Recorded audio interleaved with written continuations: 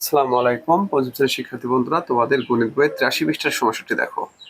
যে একটি ২.৪ মিটার দৈর্ঘ্যের লোহার দণ্ডের ওজন ১২ কেজি। লোহার দণ্ডটির ১ মিটার ওজন কত? ২.৪ মানে কি? দেখো, ১ মিটার ২ মিটার আর হলো ০.৪ মিটার।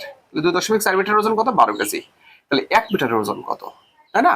তাহলে আমি বলতে পারি ২.৪ মিটারের ওজন ১২ কেজি, অতএব ১ মিটারের ওজন কত হবে? ১২ ভাগ ২.৪ কেজি।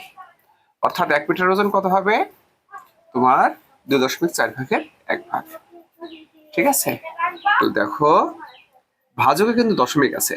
যদি ভাজকে দশমিক থাকে তাহলে আমাদের কি করতে হবে? মানে উভয় পাশকে দশমিক যুক্ত করতে হয়, মানে দশমিক নিয়ে নিতে হয়, নিয়ে দশমিক মুক্ত করতে হয়।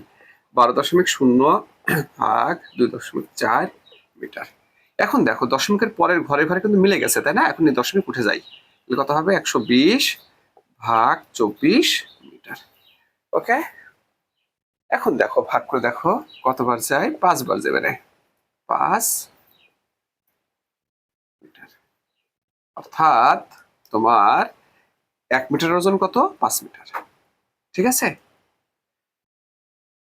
তো ২.৪ মিটার ওজন যা ছিল, ১ মিটার ওজন কি? তার ২.৪ ভাগের ১ ভাগ। তাহলে এটা দশমিক ভাজক ভাজক যদি দশমিক থাকে তাহলে তাকে দশমিক মুক্ত করতে হয়। মুক্ত করার নিয়ম কি?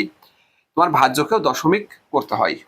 এখানে দশমিকের পরে ১ ঘর, দেখো আমরা ভাজ্যকেও দশমিকের পরে ১ ঘর করছি। এখন এই দশমিক দশমিক উঠে যায়। ঠিক আছে? তারপরে দশমিক উঠে পরে একটা তোমার সাধারণ ভাগ হয়ে গেল, তখন আমরা ভাগ করে দেখলাম ৫ মিটার হয়। তো ফ্রেন্ডস, ৫ মিটার না, ৫ কেজি, সরি, ৫ কেজি। ১ মিটার ওজন হচ্ছে ৫ কেজি। ঠিক আছে? তোমাদেরকে অসংখ্য ধন্যবাদ।